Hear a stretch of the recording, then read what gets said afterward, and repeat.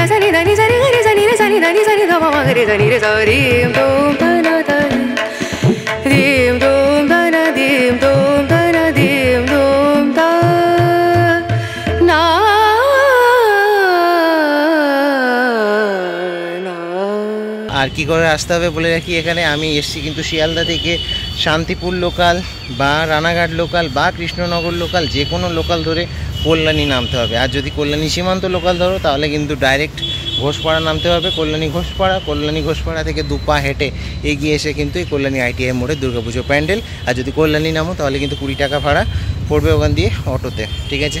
দেখো আমি কিন্তু এখন এই যে আইটিআই মোড়ের যে পুজো প্যান্ডেল তার ব্যাক সাইডে চলে এসেছি। আর এই যে রাস্তাটা দেখতে পাচ্ছ, এই রাস্তাটা দিয়ে ডান দিকে কিন্তু আমি ঢুকে যাব। দেখিয়ে দিচ্ছি কীভাবে বোট পার্কে যেতে হবে। আর এই পেছন দিক থেকে আমি একটু দেখাই, ঠিক এরকম লাগছে কিন্তু দেখতে। চলো দেখি, যাওয়া যাক। ওই যে সামনে আইটিআই মোড়ের যে পুজো প্যান্ডেল, ওটা দিয়ে এই রাস্তা দিয়ে এলাম। আর এই যে রাস্তাটা চলে গেছে, এই রাস্তা দিয়ে আবার যেতে হবে। গিয়েই প্রথম যে ডান দিকের ওই গলিটা, ওইটা দিয়ে কিন্তু ডান দিকে ঢুকে যাব। ঢুকে আবার বাঁদিকে গিয়েই বোট পার্ক আর কি। চলো। Wow, what a surprise! Boat পার্কে চলে এলাম, কোনো রকমের কিছু হয়নি এখনও কাজ বাজ। দেখতে পাচ্ছ পুরো ফাঁকা পড়ে আছে বোট পার্ক। সোজা চলে যাব এখান থেকে A9-এ। আইটিআই মোড় থেকে কিন্তু সোজা চলে এলাম এখন স্টেশনে। ওই যে সামনে হচ্ছে স্টেশন, আর এই মোড়টাতে নেমে গেলাম কারণ আমি A9 স্কোয়ারে যাবো। তো ওই সামনে স্টেশন থেকে এসে কিন্তু এইদিকে হচ্ছে A9 স্কোয়ার। তো সেই পুজোতে কিন্তু এবার যাব নেক্সট।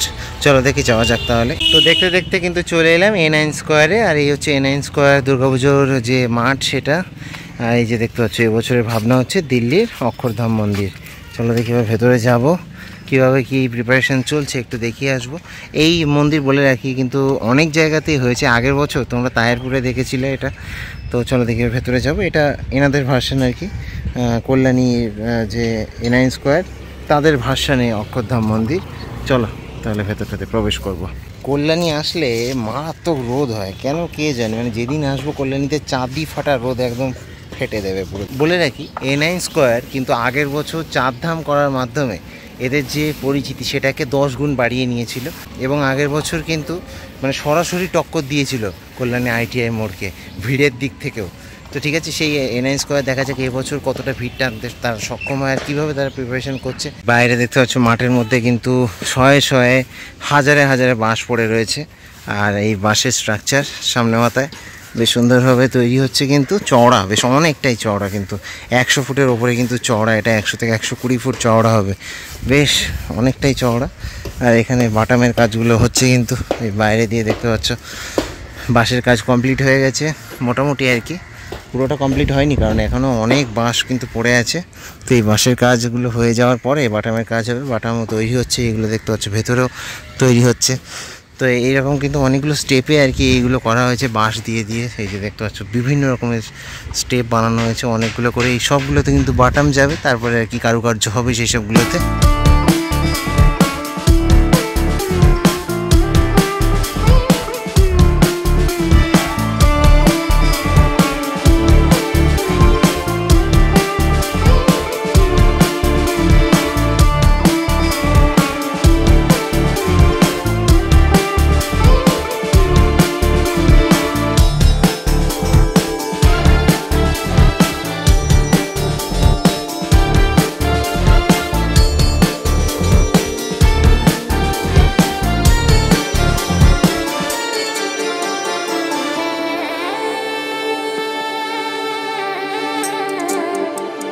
তো দিল্লির অক্ষরধাম হচ্ছে এখন NIN স্কোয়ারে এবছর 2024 সালে।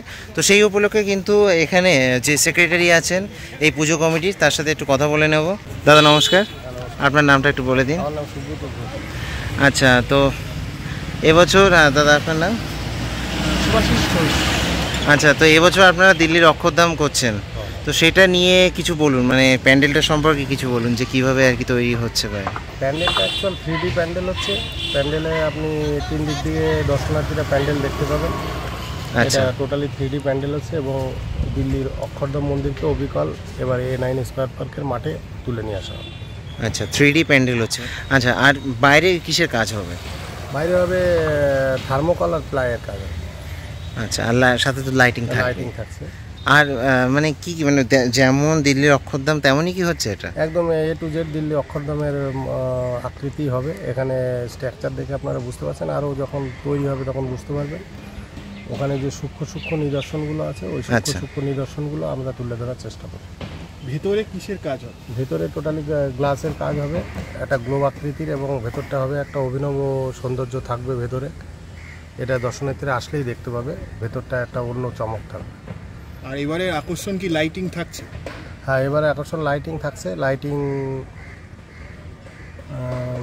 লেজার লাইট সমস্তটা লাইটিং থাকবে। লাইটিংয়ে মানে রাত্রে একরকম মন্দির দেখা যাবে, দিনে আর এক রকম কালার মন্দিরে হবে। আচ্ছা আচ্ছা আচ্ছা, রাতে একটা অন্য আলোর ঝলকানিতে পুরো একটা অভিনব অপরূপ সৌন্দর্য এখানে NIN মাঠে প্রদর্শিত হবে। আচ্ছা, প্রত্যেক বছরের মতো এবছরও কি এন্ট্রিটা এখান দিয়ে হতে চলেছে? হ্যাঁ, প্রত্যেক বছরের মতো এবছর এন্ট্রি হবে স্টেশন থেকে বিদ্যাসাগর মঞ্চ হয়ে। আচ্ছা, এই ডান দিক দিয়ে এদিক দিয়ে। আচ্ছা, এই সাইড দিয়ে এন্ট্রিটা হবে, আর এক্সিটটা হবে একদম আমাদের প্রাচীরের কোণা দিয়ে, ওই মেলা থাকে পিছনে। আচ্ছা, ওই সাইড দিয়ে হবে। হ্যাঁ, আচ্ছা আচ্ছা আচ্ছা, তো এই হতে চলেছে। আর আগের বছর বলে নাকি চারধাম আপনারা তো প্রায় 50 লক্ষ আর কি দর্শনার্থী এসছে আগের বছর, আপনাদের হিসেব মতো। তো এবছর কীরকম এক্সপেক্ট করছেন? এবছর গোটা ভারতবর্ষ থেকে চারধাম দেখার জন্য লোকজন এসছে এখানে। আমরা আশা রাখি এই বছরও চারধামের থেকেও বেশি আকর্ষিত করবা, এবং দর্শনার্থীরা চতুর্দিক থেকে সারা ভারতবর্ষ থেকে আসবে এই আশা আমরা রাখি। আচ্ছা, তো এখানে কল্যাণীতে আরও দুটো বড় বড় পুজো হয়, ITI মোড়ের পুজো আর রথতলার পুজো। তো কি আশা রাখছেন যে আপনারা এবার কতটা টক্কর দিতে পারবেন তাদেরকে? অ্যাকচুয়াল আমরা ওই কম্পিটিশনে বিশ্বাসী না। দর্শনার্থীরা যদি দেখে দর্শন করে তারা আনন্দিত হয়, তারা যদি আমাদেরকে কোনো মার্কস দেয় তবে সেটাই হচ্ছে আমাদের প্রাপ্তি। দর্শনার্থীদের আকর্ষিত করবার জন্যই আমরা এই প্রদর্শন, এই প্রচেষ্টা। আমাদের এই পুজোতে দর্শনার্থীরাই তাদের মতামত তারাই ব্যক্ত করবে, যে শুধু কল্যাণী না, আমি মনে করি যে এটা পুরো ওয়েস্ট বেঙ্গলের ভিতরে 2, 5টা 10টা পুজোর মধ্যে একটা পুজো থাকবে এটা। আর এই বছর কততম বর্ষ? এটা আমাদের 53তম বর্ষ। আচ্ছা, তো সব মিলে কাজ তো চলছে মোটামুটি। ওপেনিং কতদিনে মানে করছেন আর কি? এটা আমরা মহালয় থেকে ওপেনিং হবে। মহালয়া থেকে ওপেনিং হবে। আচ্ছা, তো অনেক অনেক অভিনন্দন, এখনও অনেক দিন কাজ বাকি আছে, আমরা আবার আসবো। তো দর্শনার্থীদের উদ্দেশ্যে যদি কিছু বলতে চান এক লাইনে। দর্শনার্থীদের উদ্দেশ্যে আপনারা চারধামে যেভাবে সহযোগিতার হাত বাড়িয়ে দিয়েছেন, আমরা আশা রাখি অক্ষরধাম মন্দির চারধামের থেকেও সুন্দর হবে। আপনারা চারধামের মতোই আপনারা সহযোগিতার হাত বাড়িয়ে দেবেন, এই আশা আপনারা। আচ্ছা, অসংখ্য ধন্যবাদ দাদা। তো শুনলে তোমরা যে কি বললেন উনি, তো এই হচ্ছে অক্ষরধাম। আমি এই ভিডিওতে বলছিলাম তোমাদেরকে যে রথতলাতে যাব, বাট এটা কল্যাণীর শেষ সীমান্ত একদম। তো আমি ওই জন্য ডিসিশন নিয়েছি যে এবার যখন কাঁচরাপাড়ার সিরিজটা করবো টপ 5 তখন বলে দেবো। প্রত্যেকবার আমি রথতলাকে কল্যাণীর মধ্যে রাখি, বাট এবছর আমি এখন এই কল্যাণী মাটি থেকে স্টেশনে আছি, এখন কল্যাণী স্টেশনে। তো এখান থেকে আমি ডিসিশন নিলাম যে ওটাকে কাঁচরাপাড়ার মধ্যে রাখবো। আমি এই ভিডিওটা এইখানেই শেষ করব, এই কল্যাণী স্টেশনে। কারণ আমি বলে রাখি যে রথতলা যেতে গেলে এখান দিয়ে কিন্তু অনেক ঝামেলা। এখান দিয়ে তোমাদেরকে টোটোতে তো 20 টাকা করেই ভাড়া, বাট দুজনে যদি যাও তো 100 টাকাই দিতে হবে, কারণ রিজার্ভ ছাড়া যাবে না কোনো টোটো। এই একটা প্রবলেম, তার জন্য আমি এটাকে কল্যাণীর মধ্যে রাখলাম না, কারণ অনেক ঝামেলা। কল্যাণীর মধ্যে রাখলে এটা অ্যাকচুয়ালি কাঁচরাপাড়ার মধ্যে পড়ে। তো যখন কাঁচরাপাড়া ভিডিও করতে যাবো, কাঁচরাপাড়ায় কী কী ঠাকুর দেখবে তখন আমি বলে দেবো যে রথতলাটা কোনটার পরে কোনটা দেখবে। এই হচ্ছে ব্যাপার। আপাতত আমি দীপজ্যোতি সাইন আপ জানাচ্ছি কল্যাণী স্টেশন থেকে, দেখাচ্ছি সামনে কল্যাণী স্টেশন। এই হচ্ছে কল্যাণী স্টেশন, এই হচ্ছে 4 নম্বর প্ল্যাটফর্ম। এই প্ল্যাটফর্মে আর কি যে ঘোষপাড়া যেতে হয়, এই প্ল্যাটফর্ম দিয়ে আর কি কল্যাণী সীমান্তের গাড়িগুলো এখানে আসে। আর এখন আমি সোজা বেরিয়ে যাব কিন্তু কল্যাণী স্টেশন থেকে।